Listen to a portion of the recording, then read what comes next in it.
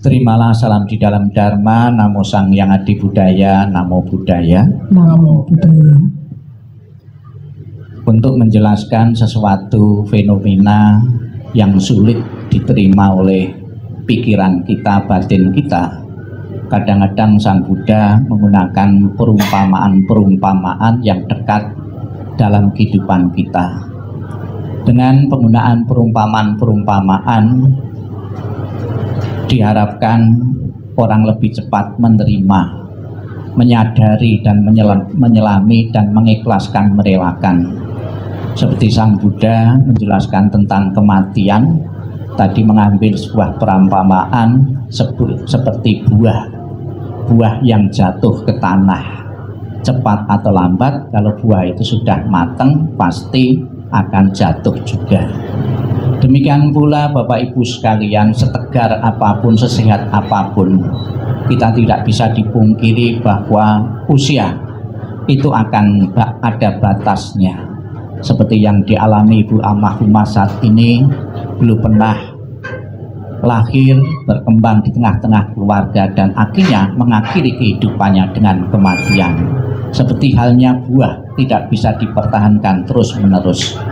Demikian pula badan jasmani manusia secara kodrati dan alami, mau atau tidak mau harus tunduk pada hukum ketidakkekalan.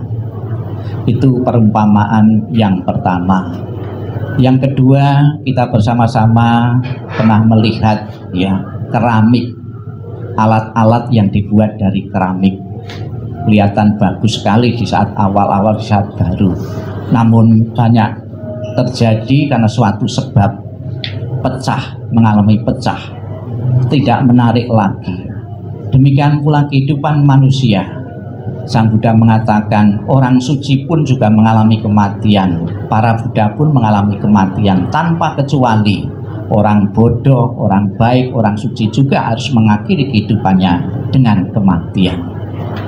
Kemudian ada perumpamaan-perumpamaan yang lain seperti tebing atau gunung yang menjulang tinggi, melalui 4 arah akan terkikis sedikit demi sedikit.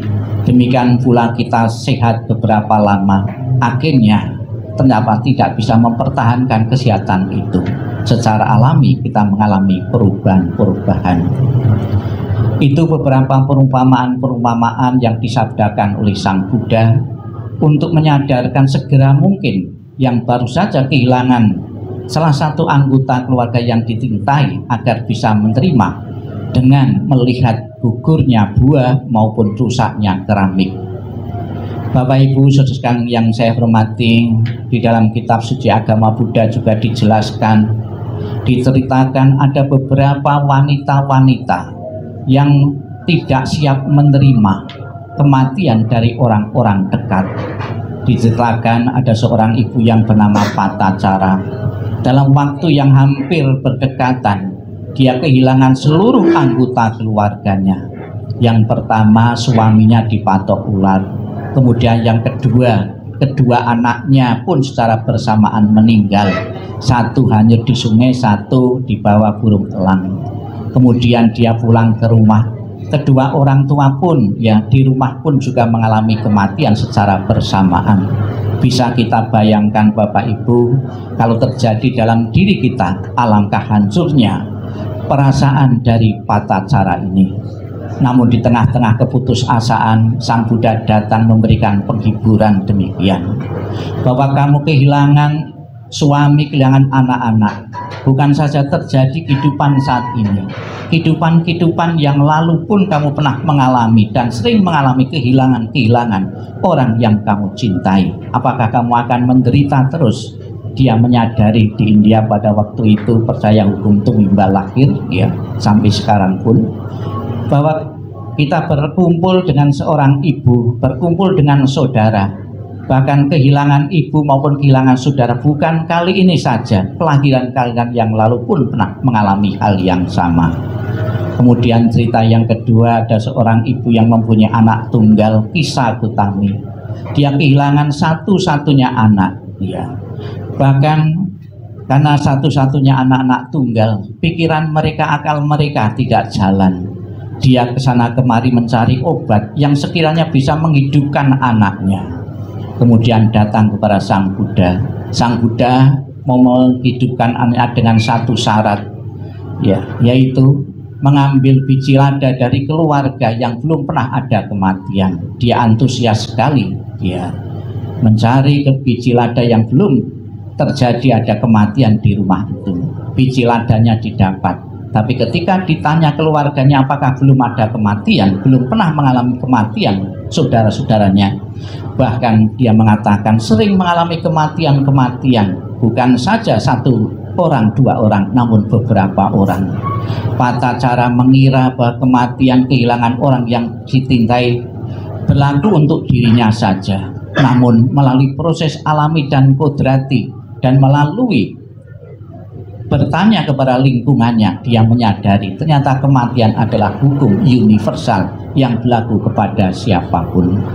Ada cerita yang ketiga, Wisaka kehilangan cucu yang paling dicintai. Dia setiap hari nangis menangis. Sang Buddha mengatakan, Wisaka itu mempunyai cucu yang banyak. Apakah kalau setiap hari cucumu meninggal satu persatu kamu akan menangis terus? Ya tidak, Sang Buddha. Apa gunanya saya menangis? Bahkan akan mengganggu kesehatan saya. Demikian pula Bapak Ibu sekalian, berkumpul dengan orang tua kita menginginkan tidak terjadi perpisahan, namun hukum alam itu berbeda. Siapapun yang pernah lahir, berkembang dan terus mengakhiri kehidupannya dengan kematian, yang bijaksana adalah segera mungkin kita bisa merelakan, mengikhlaskan kepercayaan almarhum, karena beliau harus tunduk pada hukum ketidakkekalan yang berlaku kepada siapapun. Selamat jalan Ibu almarhumah Ibu Jong Linda, semoga jalan yang kau lalui terang dan lapang dengan kekuatan doa, dengan kekuatan kebajikan-kebajikan yang kau kumpulkan semasa hidupmu. Sadu, sadu, sadu, sadu. Marilah kita bangkit berdiri untuk mengakhiri rangkaian pembawaan doa malam kembang pada malam hari ini dengan menghormat sebanyak 3 kali dengan menundukkan kepala.